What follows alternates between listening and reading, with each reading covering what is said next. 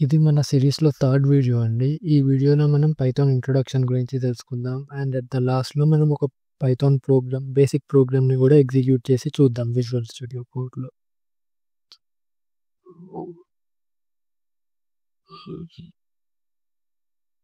హ్మ్.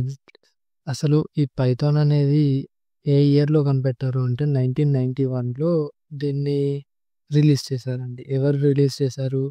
గూడో వాన్ రోజోమ్ అని చెప్పి ఒకతను ఉండేవారు. అతను ఈ పైథాన్‌ని 1991లో రిలీజ్ చేశారు. పైథాన్ దేనికి వాడతాం మనం?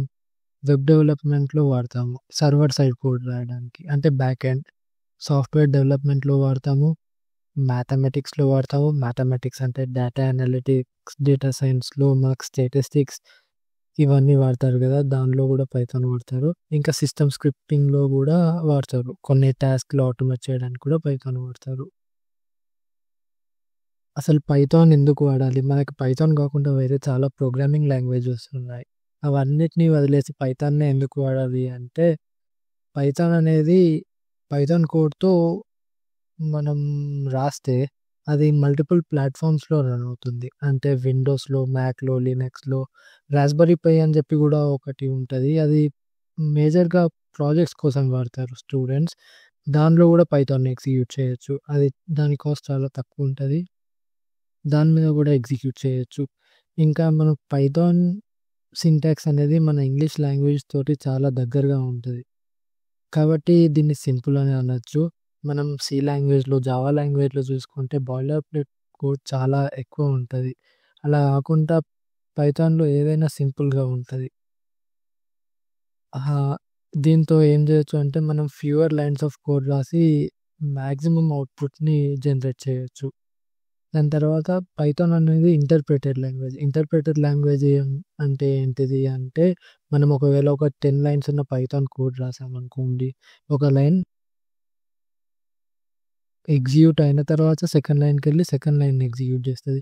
కాబట్టి మనం దీనిలో ఏమైతది అంటే, ఒకవేళ ఎయిత్ లైన్‌లో ఎర్రర్ వచ్చిందనుకోండి. ఫస్ట్ 7 లైన్స్‌లో ఉన్న కోడ్ అనేది ఎగ్జిక్యూట్ అవుతది. దీంతో కొన్ని అడ్వాంటేజెస్ ఉంటాయి. డిసడ్వాంటేజెస్ ఉంటాయి. దాని తర్వాత పైథాన్ అనేది ఆబ్జెక్ట్ ఓరియెంటెడ్ ప్రోగ్రామింగ్ కూడా సపోర్ట్ చేస్తది. మీరు కొంచెం ఇదివరకు నుంచెల్లి కూడా పైథాన్‌ని ఫాలో అవుతున్నట్టుంటే పైథాన్ 2 అని ఉంటది. పైథాన్ 3 అని ఉంటది. పైథాన్ 2 అనేది ఇప్పుడు సపోర్ట్‌లో లేదు. అంటే దానికి వాళ్ళు సపోర్ట్ ఇవ్వట్లేదు. కాబట్టి ఇప్పుడు నేర్చుకునే వాళ్ళందరూ పైథాన్ 3 నేర్చుకోవడం బెటర్ అని చెప్పి నా ఒపీనియన్. ఈ వీడియోని ఎండ్ చేసే ముందు మనం ఒక చిన్న పైథాన్ ప్రోగ్రామ్‌ని ఎగ్జిక్యూట్ చేసి చూద్దాం. మనం అందరిలాగానే హలో వరల్డ్ అని చెప్పి ఒక ప్రోగ్రామ్‌ని ఎగ్జిక్యూట్ చేద్దాం. అది చేయడానికి ముందు మనం విజువల్ స్టూడియో ఓపెన్ చేసుకుందాం. విజువల్ స్టూడియోలో మనం మన కోడ్ బేస్ సెట్ చేసుకోవాలి. కాబట్టి మనకొక ఫోల్డర్ కావాలి. నేను ఒక కొత్త ఫోల్డర్ క్రియేట్ చేస్తున్నాను. పైథాన్ బేసిక్స్ అని చెప్పి. ఇది సెలెక్ట్ చేసుకొని మనం సెలెక్ట్ ఫోల్డర్ చేస్తే ఇక్కడ మనకు పైథాన్ బేసిక్స్ అని చెప్పి కనిపిస్తుందండి. ఇక్కడ మనం ఏం చేద్దాము అంటే ఒక పైథాన్ హలో వరల్డ్ ప్రోగ్రామ్‌ని ఎగ్జిక్యూట్ చేద్దాం. ఫైల్ నేమ్ వీలైనంత వరకి డిస్క్రిప్టివ్‌గా ఇచ్చుకోండి. ఎందుకంటే మీరు తర్వాత ఎప్పుడైనా రెఫర్ చేసుకుందాము అనుకుంటే యూజ్ అవుతుంది.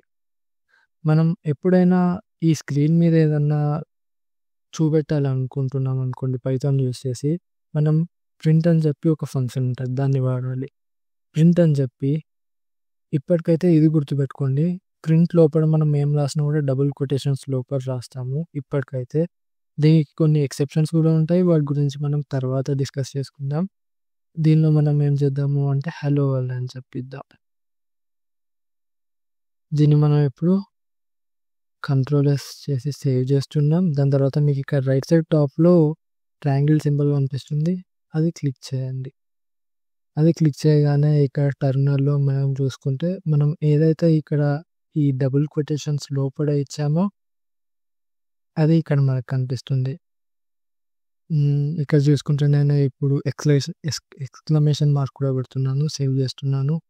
మళ్ళీ రన్ చేస్తున్నాను. ఈసారి చూసుకుంటే ఎక్స్‌క్లమేషన్ మార్క్ వచ్చింది.